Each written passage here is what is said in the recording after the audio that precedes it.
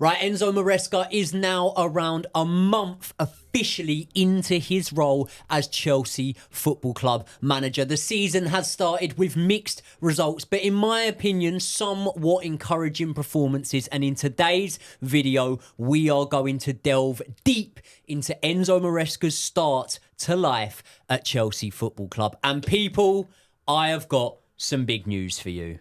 The big dog is back on the channel. Josh Aveste, you lot have been absolutely pining for him in the comments section. Most of you think we've had a fallout. Have we had a fallout? Yeah, we have. He punched me again. Yeah. Again. Mm-hmm. It's not on, mate. You can't punch your friends. Well, that was consensual. You can't do it. Yeah. You did ask for it. I did. I begged for it, actually. Do you know what? It's mental when people are like, he's definitely fallen out with Josh and Yeah, stuff like that. yeah. I'm like, I've been with Josh Yeah. a lot, okay? We have actually been together for quite a lot. We're still an item. Don't Yeah. worry. We're all good. Just not on camera. How you been, mate? What is that film where he's like, just fucking punch me? Do you remember that yeah, film? it's an American... No. I think it's an English film. I think it's got one of your mates from Football Factory in it. The Millwall fam. I think he does it. Oh, no, it's not. It's Peep Show. Peep Show. Great show. Kick it in the fucking goal hole. Kick it in the goal hole. It's Peep Show. It's the decorator, the painted decorator. He wants to be punched. Right, yeah. I might have a little binge watch a Peep Show soon. What a show. If you haven't watched it, watch it. Yeah. It's TV classic. But more than TV classics, I would say that we were now YouTube classics. YouTube classics. That's what we are. So getting the band back together. Do you know, I looked on it, it was like 3 weeks since we last got in the studio together. That's too long. Do you know what? It felt like a lot longer than that, I have to say. I've missed you guys. I've missed you more than anything. Thank you very but much, to be honest with you, I say that we've been together. We've got a busy 3 weeks coming up. Good busy few weeks. We've obviously got I'm fighting next weekend. I didn't know you were a fighter. Yeah. Oh, yeah. Just like to drop it in every now and again. I'm fighting next weekend in Newcastle. Oh. Live on DAZN. Oh. And apparently there's a link in the description Apparently for this video. Yeah, so we've got, not only have we got a link for you lot that want to come up and celebrate the win with me and have a few beers with me. So that link will take you to my part of the website where you can buy tickets, and then it knows you've come through me. Not only that, you get 10% discount. But we've also got another link. Yeah. If you want to watch the fight. Yeah. If you don't want to travel up to Newcastle for whatever reason, you should, because it's actually a beautiful place. We've been up there very recently. Oh, little spoiler alert. There you go. But yeah, it's a very nice place. You can go up there if you want. But if you want to just stay at home, you can watch it on DAZN yourself. There's a link in the description.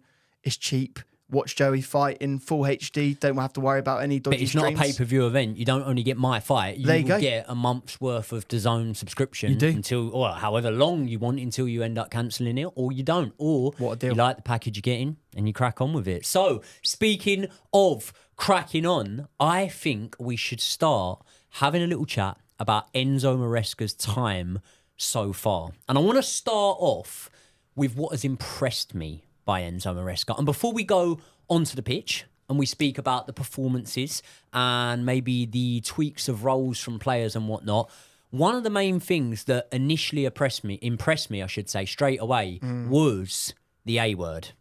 And that A word, an old sponsor of the channel, I think. Arsehole? No, not arsehole. He can be a bit of an arsehole, though, which is what I want from a manager. Aura. He's got an aura, hasn't he? He does. The counterpoint to what you're about to say, though, is, do you think it's a little bit harsh, like on an interpersonal level, on a man management level? That's what I'm, the sort of the con of this is that he obviously has pissed a few players off. Can I ask you a question? Yeah. Can you name me a top manager that hasn't ruffled a few feathers? Would you say Carlo Ancelotti is more of a sort of father figure in the, yeah. That is the best impression I've ever seen of Carlo. Have you seen how nonchalant he is? Like, his team would just score a winner in the Champions League final, and he's just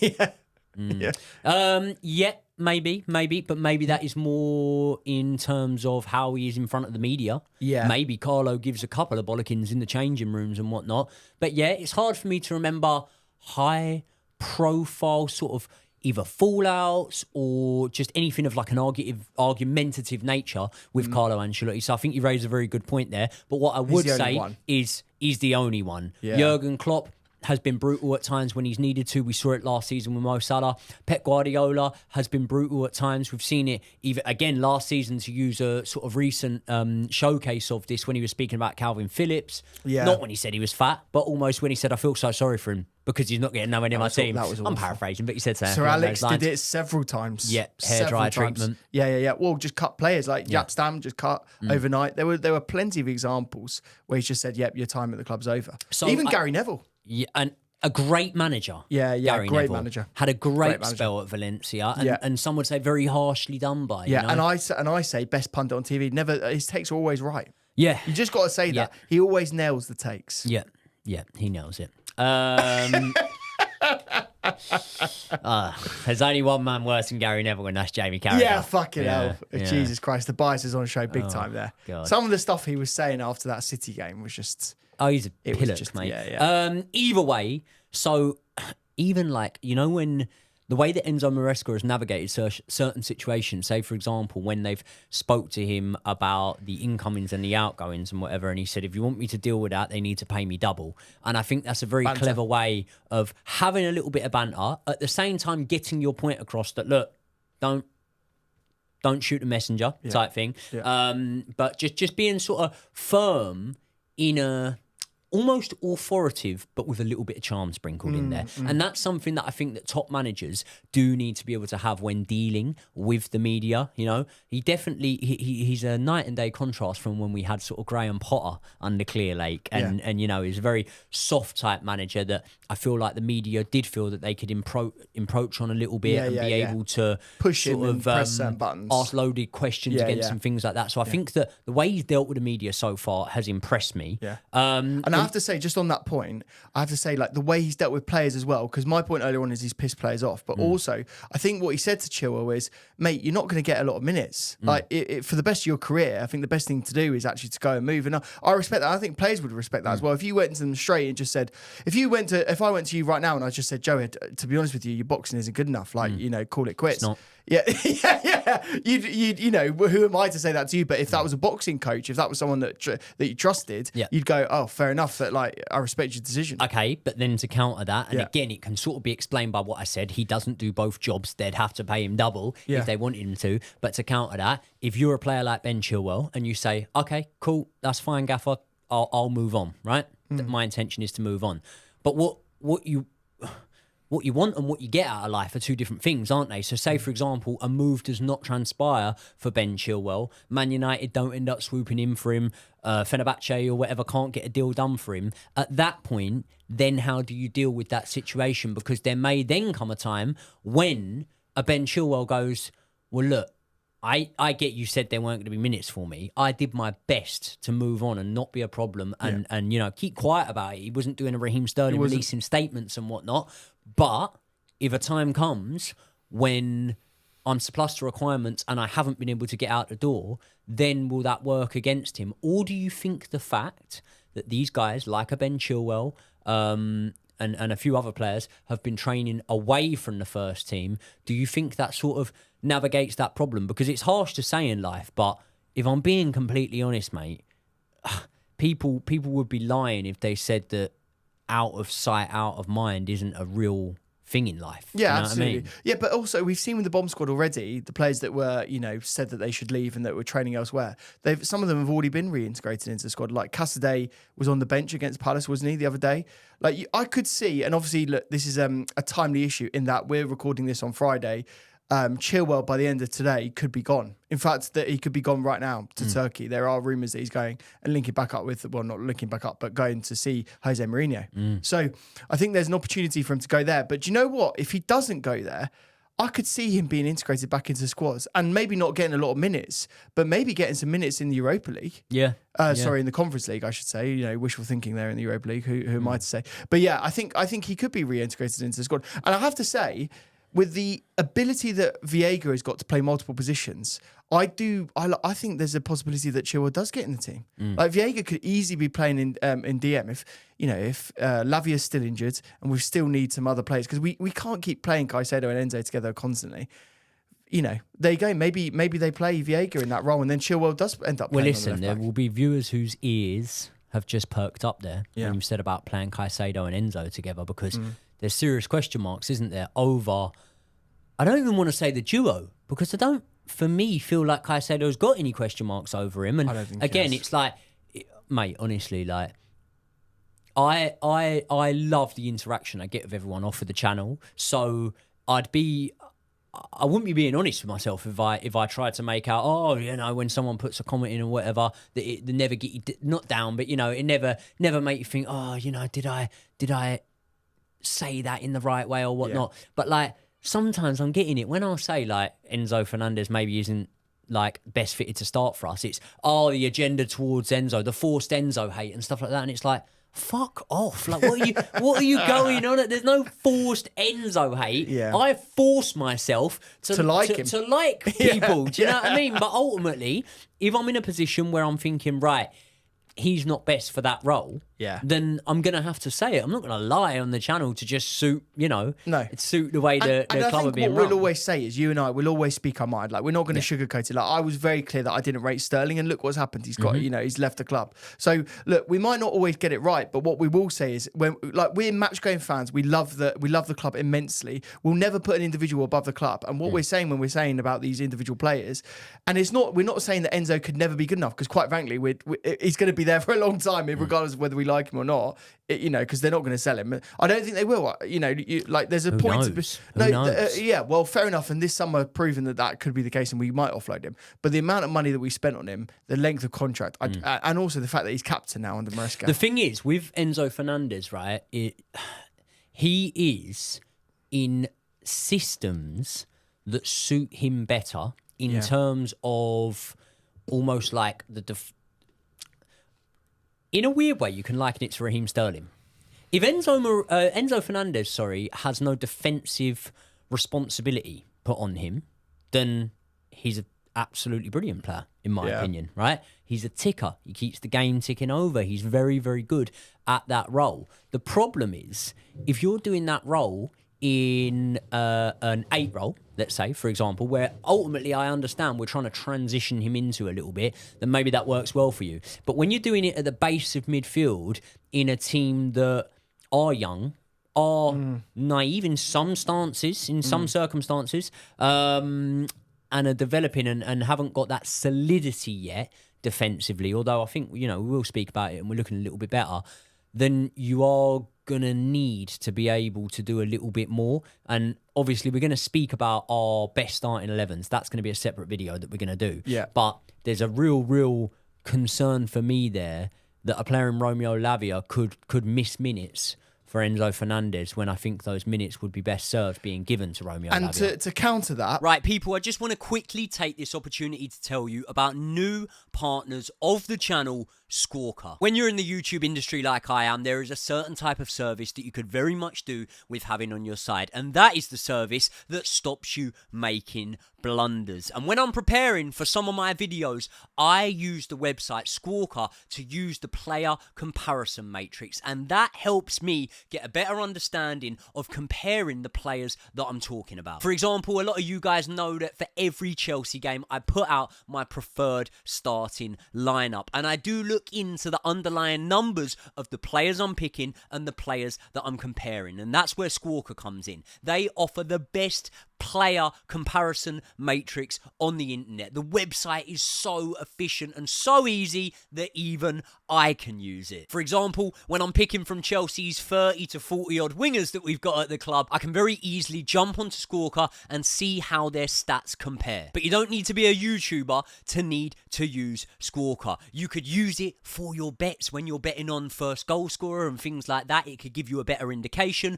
Or you could just use it to look like a genius down the pub, and we all like to do that, don't we? So thank you very much to Squawka for not only helping me prepare for my videos, but also partnering up with the channel. So help support me by supporting the guys that support the channel in Squawka. They are linked in the description for this video. Let's get back into it. For me, I do really rate Lavia and Caicedo together. The key thing that I would say about this, and I was thinking about this on the journey over here, is that you do need a quarterback in that midfield. You need someone to play alongside of Caicedo, because I think actually Caicedo does have a better passing range than a lot of people think. I actually think he's quite good with that, with his passing range. But the one thing you have to say about Enzo is he can ping a ball and he can switch the play, and he does that quite a lot in games. You look at the passing stats, and we looked at the Squawka comparison matrix across different players. Channel sponsor, by the way. Remember Squawka. When you look at that, he is very good at switching the play, and he does do a lot more long balls in terms of just sheer numbers. That might mean he loses play a bit more often, but also, back in the day, we always had Nemanja Matic, Cesc Fabregas. You had the destroyer and you had the quarterback. Those players are very different level, I think, right now to an Enzo, and perhaps less so on Caicedo. Yeah. I think Caicedo is ready in Premier League level, and I actually do think he's comparable to Nemanja Matic, although Nemanja Matic did have his moments. Well, I'll tell you something. I have done some player comparisons on Squawka. Stop it. By the way, for Enzo Fernandez and Romeo Lavia, and I think some of the results may well surprise you. Are you going to drop those for me now? In terms of creativity, no, I'm not. They're going to go in the next video.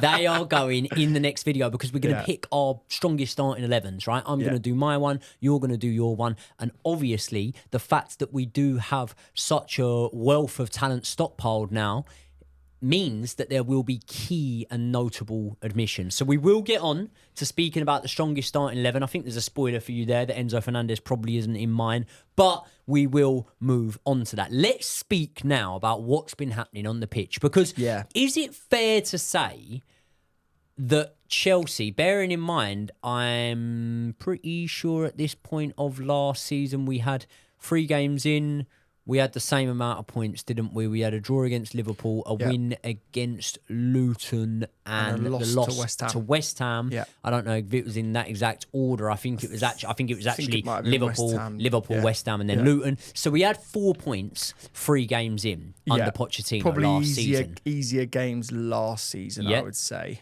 However, I'm going to say I've been way more impressed by this Chelsea side this season than I had by Pochettino's side in the Premier League, obviously barring pre-season, because we had a fantastic pre-season really under Pochettino. Now, I don't want to jump the gun, and do you think there's any part of me that is neglecting the fact, in my opinion, that we're starting this season, with a team that Pochettino has already bedded in. So Pochettino would have had a lot more going against him than obviously we have had going against us. Oh, he and had not a lot only more that, change. Not only that, listen, I would very much argue anyone that calls us a one-man team, but we can't ignore the brilliance of Cole Palmer.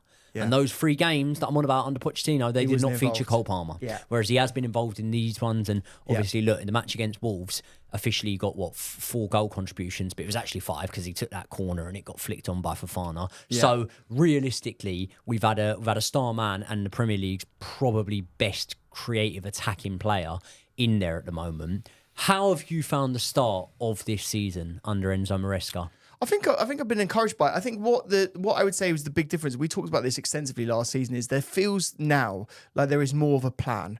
And that plan, what I like about Maresca is 2 things. One, he's got a system and a style that he really wants to integrate, and he's going to forgo everything else and not listen to any of the hype or any of the noise around him, and he will play the way that he wants to play. He's got a system that he believes in, and I actually really respect that. And I think what we were saying last season is we didn't quite know what Pochettino was doing tactically, and that was something that we were beaten over the head with quite a lot by rival fans. They didn't really know what our style of play was, and really it wasn't really that exciting either in moments, was it? And I think, the goal scored numbers were okay, but we also conceded a lot of goals, didn't we, last season? So I think I rate that there's a plan. What I also like about Maresca, and maybe I think this isn't being covered too much in the press, is that he does do things, he does tweak a system. So obviously he's got like a general style of play, but if he sees that there's a weakness in a certain area, he'll really try and attack that, and he'll look at the opposition and try and go for it. And I think what you saw against Palace, for example, is that they were very wide, at the back. So what we tried to do is sort of force play down the middle, try and get it out wide and integrate it and go backwards and forwards and try and sort of find gaps in there. And you saw that with the first half performances. I don't remember getting as many XG as we got in the first half in that Palace game in a match for a very long time. No, to be honest with you, it took quite a while. Yeah. And also, I think the point you touched on there, Pochettino to me seemed so much more reactive than proactive. Yeah. And I think that Enzo Maresca has so far seemed a lot more proactive. I thought that first half against Crystal Palace was the best that I had seen us play. I thought we were so good. This season or this season and last season? Just this season?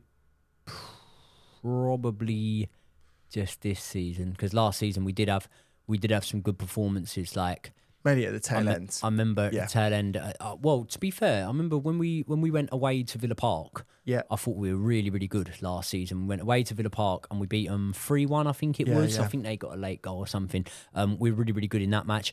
I think that counter-attacking, we're better this season and we're better earlier. Again, I will always come back to the point that these players now know each other. They've had a season of experience with each other, highs and lows, probably more lows at times than highs, but they've definitely grown together. And fundamentally, we have a stronger core now than we did last season, right? Yeah. But it's very clear to me that we're playing a lot better football at the start of this season than we were last season. It's also very clear to me that a lot of the signings that were made, do you know what? Like, there's something that's a misconception about Chelsea, and it's obviously ran with heavily by the media who know they're going to get clicks from being negative about Chelsea. But there's a misconception about our signings.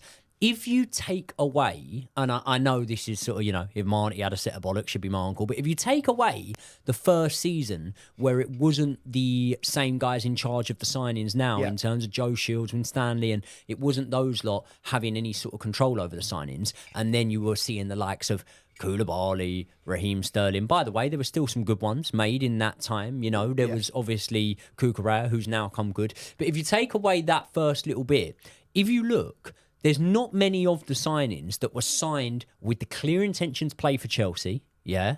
There's not many of them that haven't really come good, is there?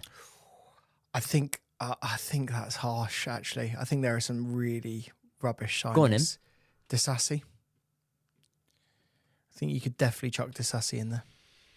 Yep. I think the jury's... So when I say not many, I'm saying I don't think you could... Like, the narrative is that 80% of them haven't come good. And I'm saying, right, that I think it's less than 20% that haven't come good. So straight away, off the back, you could say, okay, Disassi. Now, I do think that what we've seen from Disassi in the Europa Conference League hasn't even been that bad. I think that now we're going to see Disassi play against Bournemouth because obviously it's looking like Reece James and Malo Gusto will both be out. Yeah, but you had Trev. Trev. The counter to what you're going to say, everything you're going to say, because I understand the point, but the counter is that Trevor was there. Yep. And probably is a better player, and we wouldn't have been spending 45 million quid. Yeah, we wouldn't have been spending 45 million quid, and we wouldn't have the wages that Disassi is on. Okay, so there we go. So Disassi, there's one of them. Yeah, Mikhailo Mudryk.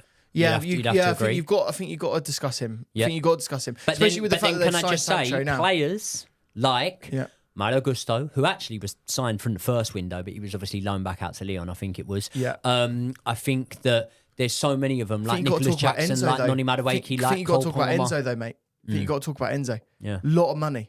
Was that pre the directors of football coming in though? Probably. I think it was. It definitely was. It was under Graham Potter. And that's not. I'm not saying that again. I don't want people to think that I'm saying that Enzo can't come good. I think there's just a conversation to go around the amount of money being paid, especially when a player like Paulinho at Fulham was available. For a lot cheaper. 50 odd million. Cheaper wages. But then he's not doing the attacking stuff that Enzo does. He's just a destroyer. He's not doing the attacking stuff. Does Enzo do that much attacking stuff? He does. The forward passing is unique, I would say, in terms of like profile. I don't think there's many destroyers / passers that he had an awful game against Crystal Palace. He did. But this is the thing. He's going to be playing. So the fact that we're questioning him, he's either going to come good or he's going to get dispossessed by someone else like Lavia. So what is the best you think we've played so far? Would you say that second half against Wolves? I think you have to say that. I think the Palace first half was exceptional in the amount of XG that we had, but just purely on clinical goal scoring nature. I mean, just the goal that I loved, and I think really indicates the style of play that Maresca wants to play, was that Neto goal, the Neto assist, to João Felix. Like just the ball, the ball to Neto, the run that Neto then did, the pass that he did. By the way, sorry to interrupt you. Yeah, but that run was from the edge of his own box. I know. He's covered a lot of distance with that run. Absolutely rapid. Yeah. And can I pull on your heartstrings a little bit here? Kind of what we thought we were going to be seeing from Mikhailo Mudryk. It's gutting, isn't it? It's gutting. There's still, I still, look, I did a whole video on this on my channel and I did the whole pros and cons of Mikhailo Mudryk. With Sancho coming in, I feel that video is a little bit, a bit of a moot point, to be honest with you. Would you put Sancho ahead of Mudryk? I think you have to. But I do think there's still an element of the jury's out with Sancho. And I want to see how he performs at Chelsea. Not an element, that's a complete fact. Because at Dortmund, he was okay. He didn't sort of set the world alight. And then the Man United career, I just think it's been a complete debacle for him. I think you're harsh on the Dortmund loan. Are you talking about the Dortmund loan? I thought he did okay, but I don't remember everyone all around the world saying how good Sancho was in that loan. Was it the semi-final in the Champions League? He played well in the Champions League. He played really well. He played really well, but I don't think it was world-beating levels. Right. I think it was Christian Pulisic levels at Dortmund. Yeah. Is that harsh to say? Pulisic is a good player for Dortmund. Yeah, but this is what harsh. I mean. Like there's a lot of players that are very good for Dortmund, and they don't. Okay, so speaking of Dortmund, we were heavily linked in the transfer window with Adeyemi from Dortmund. Yeah. Would you have rather took him than No, Sancho? I wouldn't actually. No. I wouldn't. I think I Sancho. like Adeyemi, though. I think Sancho is going to thrive at Chelsea. I've you? really got that feeling. Yeah. You always listen, mate. I could come in here and do a podcast with someone that I don't get on with on a personal level or whatever. I could come in here and do it with you. We could have no prep. My one with you will absolutely smash it because everyone can feel there's a good feeling, whatever. Yeah. Right? That is basically a feeling of positivity in the workplace, right? And when I look at the changing room at Old Trafford, yes, okay, you've got sort of a couple of guys in that changing room that I think that Sancho would have sort of similar interests to and similar backgrounds to and stuff like that, and mutual interests. And he's a Chelsea fan. But at Chelsea, Yeah. it's completely different because Sancho is a London boy. Yeah. He's also going to have the likes of Tosin Adarabioyo, Romeo Lavia, Cole Palmer that he'd have known from the Manchester City 100%. Academy, even though he'd have been a little bit older than them guys himself. Yeah. Just on a personal level, when you look at the personalities inside the Chelsea changing room, I just feel like Sancho will be more at home at Chelsea than he was at Man United. And I think that will create a positive environment, a positive mindset, and you'll very much see that in his performances at Chelsea. Let's be honest. Sancho is second in the pecking order in terms of left wing. I think Neto is probably number one. Then you got Sancho. Then below that, I think you've got a lot of options other than Mudryk. I think you've got Nkunku, João Felix. Then maybe you're talking about Mudryk. So, I mean, look, for me, in the video that I did, I said this was a make or break season for Mudryk. I think he's going to get so little opportunities. There is almost no possibility now that he won't be moved on in the summer, whether that's a loan or whether that's a permanent. I don't think it will happen in January because I feel that there'll be injuries and there'll be squad depth we need to maintain. But I think in the summer now, the writing's on the wall. And how do you think we'd get a fee for Mudryk? How much do you reckon? No? I don't You don't think we get a fee? I think we'd get a fee, but I'm just saying in comparison to what we paid for him, I don't think we're getting anywhere near Well, you know, that. the most popular comment that's probably going to be in the comment section right now is he needs a loan. He does. Everyone yeah. speaks about him needing a loan, but I He's don't know. not coming back. Oh, is that passing the buck? He's not Because coming back. Ultimately, right? Yeah. And again, this is something that can go against him, and it can definitely be a problem for him per se. But when you look at it, he's worked under 5 managers now for Chelsea? And ultimately, yes, a manager needs time to shape and mould a player and to teach them things. But when you've worked under 5 managers at Chelsea Football Club, why are we being naive enough to think, oh, okay, we'll send him out on loan and another manager that isn't Chelsea manager or Chelsea standard of manager is able to get their hands on him and be able to mould Mudryk? Like, I always go back to the comments that were made by Frank Lampard about him. Which are really revealing in themselves, saying that he wasn't a footballer. And I think inadvertently, indirectly, Maresca has said something pretty similar, to be honest with you. When you look at him and you just say, he isn't doing the things that I want him to do, he's got to listen to my sort of like instructions and he's got to grow as a player. We've heard that from almost every single manager. Everyone is saying the same thing in different words. And I think the fact that Maresca has got his hands on him in training and has looked at him and said, this is how good he actually is, and he still deemed him not to be good enough, and they've signed another player in his position, 2 players that are going to be on the left-hand side. I do think that it's as simple as this with Chelsea now is, if you do go on a loan, I don't think you're then fancied for the first team. I think it will be an exception to that rule rather than the majority of it. I think one of Ugachukwu and Santos will end up playing for Chelsea. I think Trevor is immediately gone. Broja is immediately gone. In fact, both we were trying to offload permanently. I can't think of any other loanees like Angelo Gabriel. Just gone to the Saudi. So I can't think of many other loanees. David Datro Fofana, for example, went on loan. He's never going to be integrated into the squad. He's still there at the moment, but he's never going to play for us. So I can't think of many other loanee options. I feel that once you've gone down that road with the new board, it's over. Do you think, is it harsh to say that he comes across as like a bit emotionally immature, Mudryk? Because when you look at his judgment with like social media posts and stuff like that, I don't know. Maybe I'm reading too far into things, and people will tell me I'm being harsh in the comments. People told me last video I was being harsh in the comments, but you know, it's like certain. I just don't think players and social media go all that well together. But like certain times, you put in a howler, mate. You put in a bad performance, and then you're doing stupid stuff. My advice to Mudryk now, and he did not that he needs to listen to me, but I've probably been his biggest fan in the entire world, so maybe he should. But I do think he just needs to be a sponge. I think he needs to listen to Maresca. I feel like he needs to get in with all the other players. I think he needs to learn from players like João Felix, who's been through quite a lot, different loans, different different clubs, that sort of thing. I think he needs to learn from all of them and say, right, how do I get to that next level? Because Mudryk believes that he's got the talent, and he's definitely got the raw ingredients to be a very high level player. But what he needs to do is get that sort of real footballing intelligence. He needs to make the right decisions in high pressure situations, and that. You can learn that. That is something you can learn. What you can't learn is being able to get, the best pace that Mudryk has. But you can definitely learn the game side of it. But to counter that, he's had a long time to learn that, and he's had a lot of managers that are more than capable enough to teach him that, and would definitely have tried to teach him that. And we haven't really seen any intelligent sort of decision-making changes or progression. No progression. There's been no progression from Mudryk. Yeah. But listen, hopefully it happens. Going back to Enzo Maresca's management and Chelsea's performances on the pitch, one thing that, again, like especially in that first half against Crystal Palace, I've been encouraged by is the fact that we have looked more reassured when playing out from the back. I do believe that having the likes of Fofana and Levi Colwill in the defence are going to aid you in doing that. Is it a surprise for you that Cucurella has not really been the fullback that's inverted and it's more been Malo Gusto? Because obviously Cucurella did such a good job of it last season. Having him alongside Caicedo, if you take Enzo Fernandez and Romeo Lavia out of the equation, that's a harsh, gritty duo to come up against for any midfield. But obviously we've gone with Malo Gusto there for the most part. Does that surprise you? Do you know what I was thinking? I was thinking if Romeo Lavia is injured for a significant amount of time, which he could be. Well, apparently he's coming back to training next week. Apparently he is, but it's a hamstring injury. So let's see. And you know what he was like last season. So I don't think any of us can take Romeo Lavia's fitness for a guarantee. No. I think if you then get one more injury, so if Enzo gets injured or if Caicedo gets injured, and God forbid it's Caicedo, because then we're really in trouble, I think you've got to then start having conversations about which one of those players is going to end up playing as a out-and-out DM, not an inverted DM, because obviously Viega, I think, would be next on the conveyor belt. Obviously, we're foregoing Dewsbury Hall, who's a centre mid, and would probably expect to play there. But I would see him more as an 8 than a 6.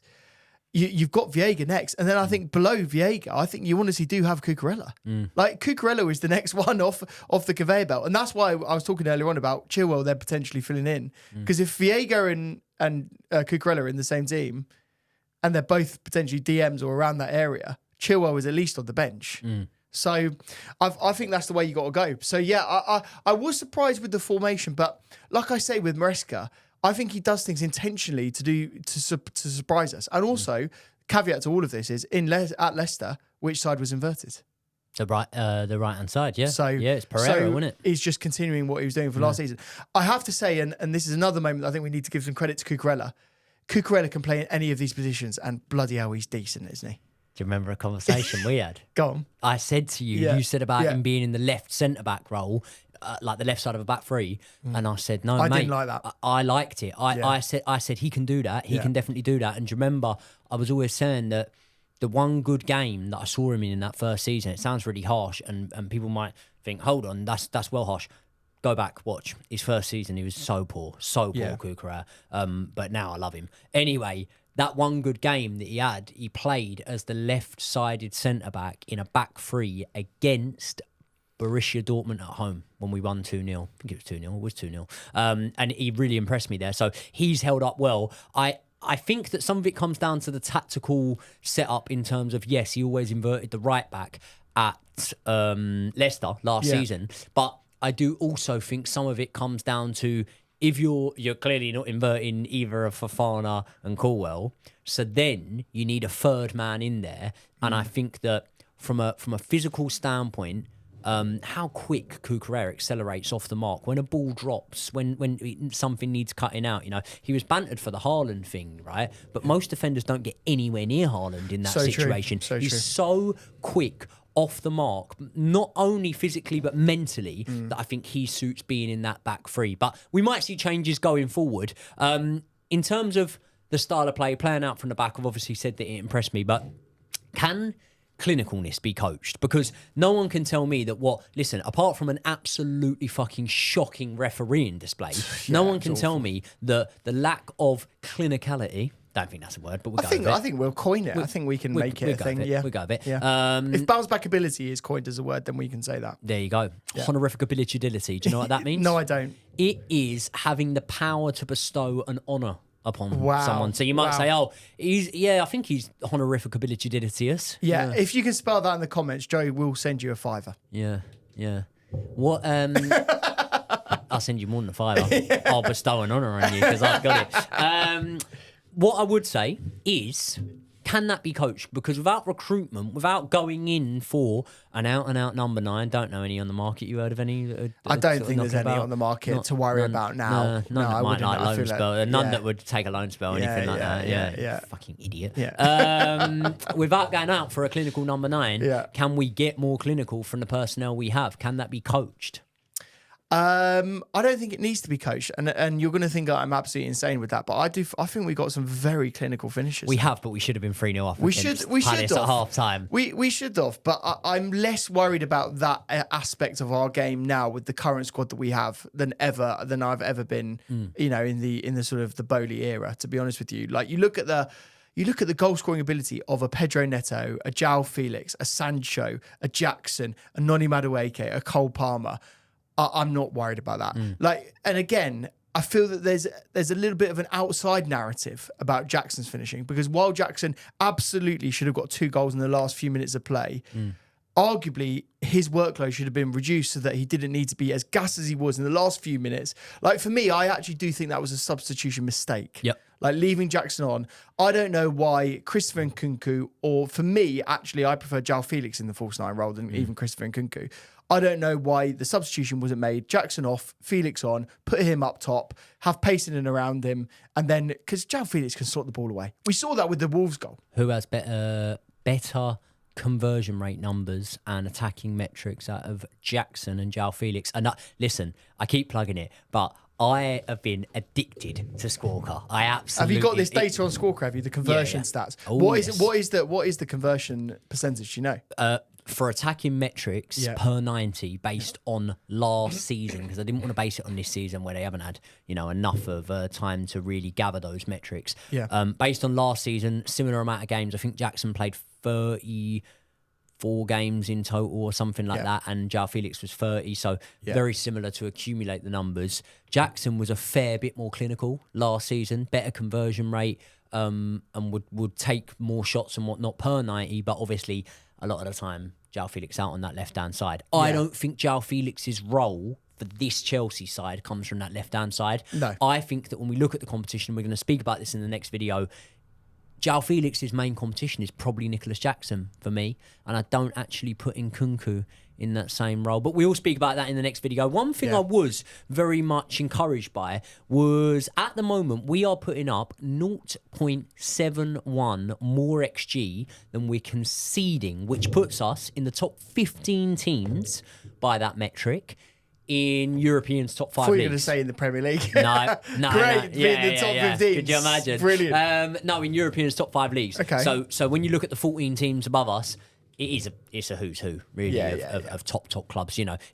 There's no one really that I'm looking at that aren't even in the Champions League in that bit above that. Fair enough. So I think that's impressive. I think that's encouraging. Also, we're seeing less defensive errors at the start of this actual Premier League campaign, because after watching us in pre-season, you were thinking, oh, fuck it, we're having a lot of errors at the back here. And so far, touch wood, we're not seeing them. I want to finish off on this, speaking about the business, before we actually go into naming our strongest starting 11s, which will be in the next video.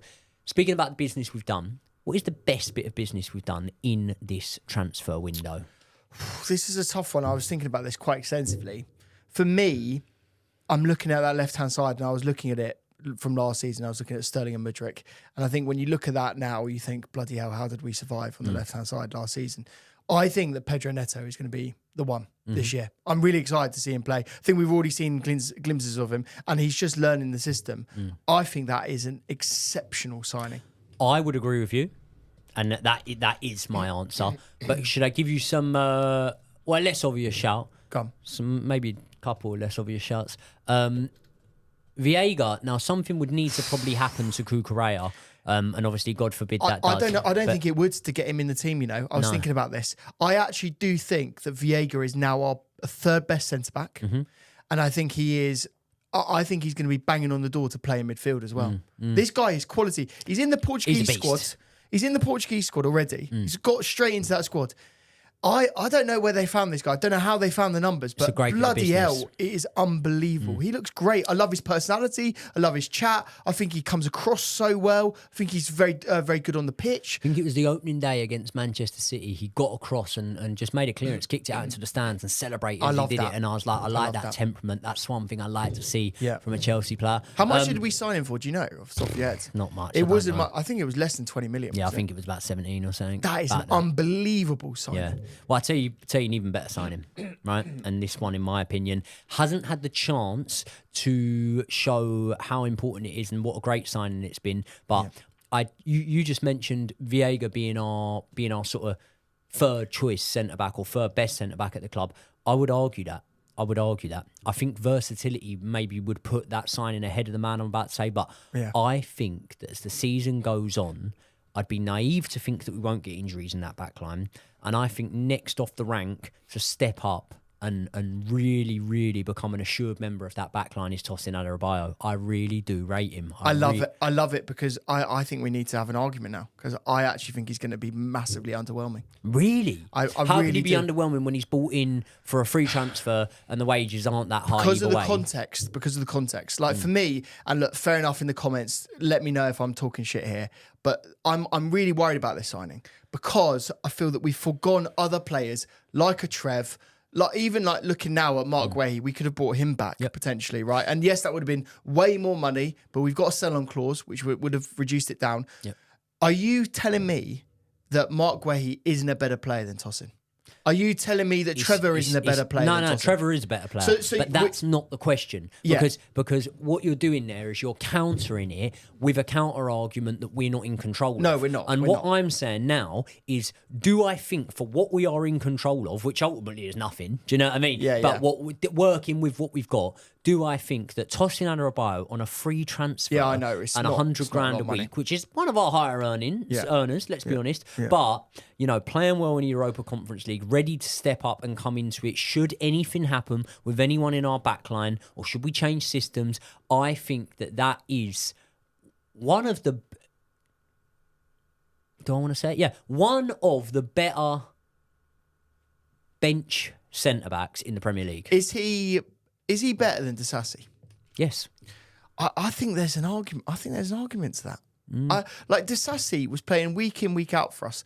Bearing in mind it was a pretty bad he was making a lot of errors. Yeah, he did make a few errors, but I do think overall he was fine. I didn't ever really worry about Disasi. As in really? Our team, I never he had an error in it. But I know recency bias. People worry more about Badiashile, but last season I worried more about Disasi than I did Badiashile. But in pre-season, Tosin gave the ball away quite extensively in some of those games. I thought he was good. Yeah. Well, look, I don't know why, but I've got a weird vibe about Tosin. We're going to have to put it down to these lot. Yeah, let us know in the comments. I'm actually really interested to know what you guys think in the comments because I'm not sure on him. I'm really not. And look, I hope he comes good. I really do. Let's see. People, thank you very, very much for sticking around to the end of another video. Remember, all the links in the description. We've got the links for tickets to my fight. We have got the links for our personalised link for the DAZN that will get you the fights. You can watch it at home on your TV. Obviously, huge shout out to Squawka. Honestly, people, take my word for it and trust me, this website is the bollocks. The player comparison matrix on there is my new favourite thing, and I'm not just saying that because they're sponsoring the video. It's a channel fan favourite, I would say. fan favourite, Squawka. Make sure you head over to Josh's channel. It's linked in the description. Subscribe to his channel, and I will see you all in the next one.